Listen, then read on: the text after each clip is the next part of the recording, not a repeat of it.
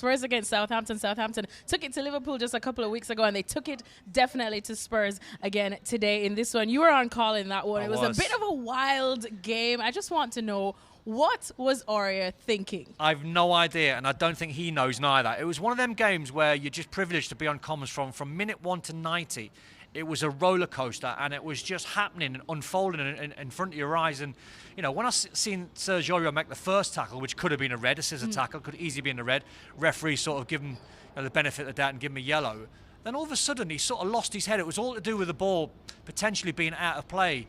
And Spurs thought the ball was out of play, but the golden rule is you play to the whistle. Then all of a sudden a ball got played in behind, and he pulled, I think, Ryan Bertrand's shirt, and it was ludicrous. It was like, how naive do you want to be? You know, you've cost your side in that moment in the game. What were you thinking? He probably wasn't thinking. He wasn't that thinking. Moment. Exactly. And someone else who probably had a moment of not thinking is Hugo Lloris. And it's not often that we actually criticize him on this one, because he's usually brilliant. You're hanging your head, Hutch, because I'm sure everyone has some dribbling skills, but why was he trying that at that moment, basically gifting Danny Ings that equaliser? Well, put yourself in the position. Who's closing you down? Danny Ings. He'd done exactly the same to Adrian a couple of weeks ago.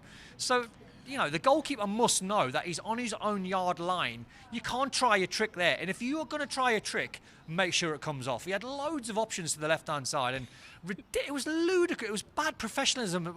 It was shocking goalkeeping, and it was just terrible to watch because Spurs weren't comfortable at this point in the game. Southampton started the game the better in the opening 10-15 minutes of the game.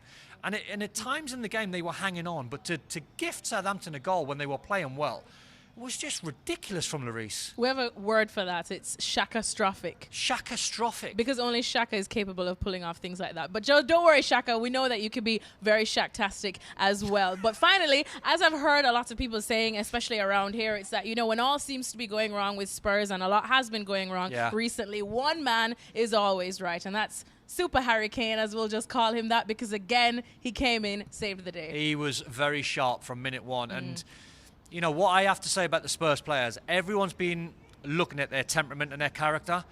The second half, to a man, they were absolutely brilliant. Down to 10 men. I mean, Hugo Lloris, you know, pulled off some fantastic saves in the second half and redeemed himself slightly.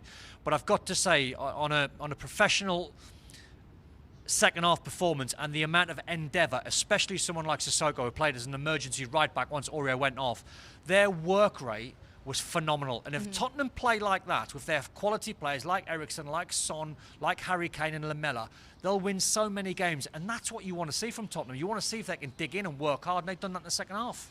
Thanks for watching ESPN on YouTube. For more sports highlights and analysis, be sure to download the ESPN app. And for live streaming and premium content, subscribe to ESPN+.